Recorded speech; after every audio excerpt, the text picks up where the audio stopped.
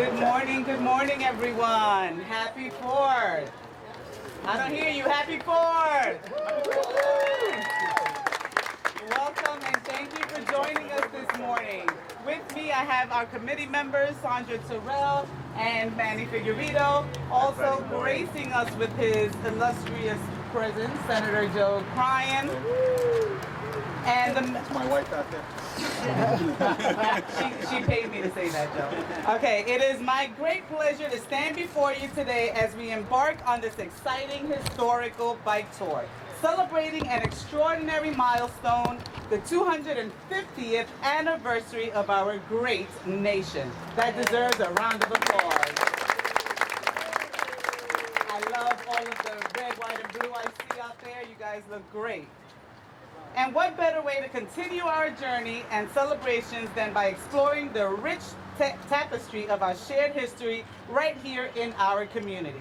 As you pedal through the streets that have witnessed pivotal moments in our past, I call to take a moment to reflect on the sacrifices made and the dreams pursued by those who came before us.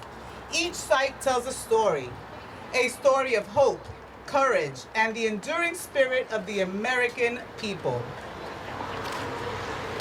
Before we kick off the bike tour, I would like to welcome Reverend James Caldwell, who will deliver a powerful reading of the Declaration of Independence alongside members of families who have called Union home, who arrived in the mid-1660s, and to Robert, representing the Hoffman family, who arrived in the 1900s. And Nicole is representing the Potter family. Please come on up.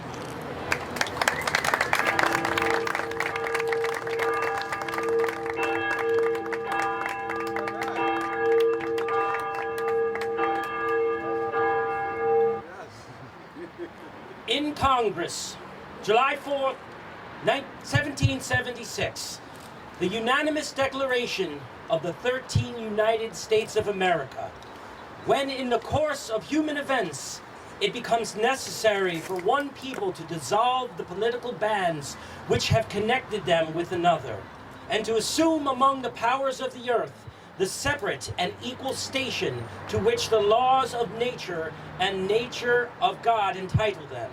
A decent respect to the opinions of mankind requires that should declare the cause which impel them to separation.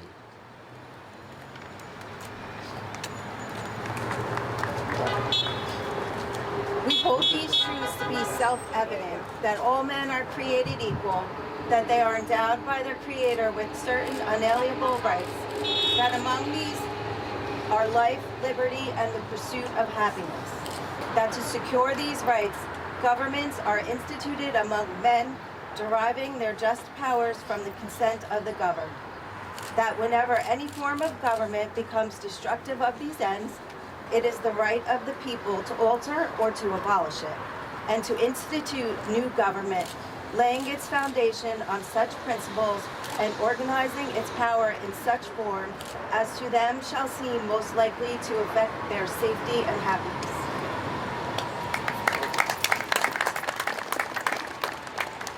Prudence, indeed, will dictate the governments long established should not be changed for light or transient causes. And accordingly, all experience hath shown that mankind are more disposed to suffer, while evils are sufferable, than the right themselves by abolishing the forms which they are accustomed. But when a long train of uses, abuses, usurpations, pursuing invariably the same object, evinces a design to reduce them under their absolute despotism, it is their right, it is their duty to throw off such government and to provide new guards for their future security. Such has been the patient sufferance of these colonies, and such is now necessity which constrains them to alter their former systems of government. The history of the present King of Britain is a history of repeated injuries and usurpations, all having a direct object of establishment of an absolute tyranny over these states. To prove this, let facts be submitted to a candid world. The Declaration next lists many of these injuries and usurpations charged against the British Crown, 27 to be exact. It's very hot. I will not read them. I will read them to myself when you're on your bike ride. In every stage of these oppressions, we have petitioned for a redress in the most humble terms. Our repeated petitions have been answered only by repeated injury. A prince whose character is thus marked by every act which may define a tyrant is unfit to be the ruler of the free people.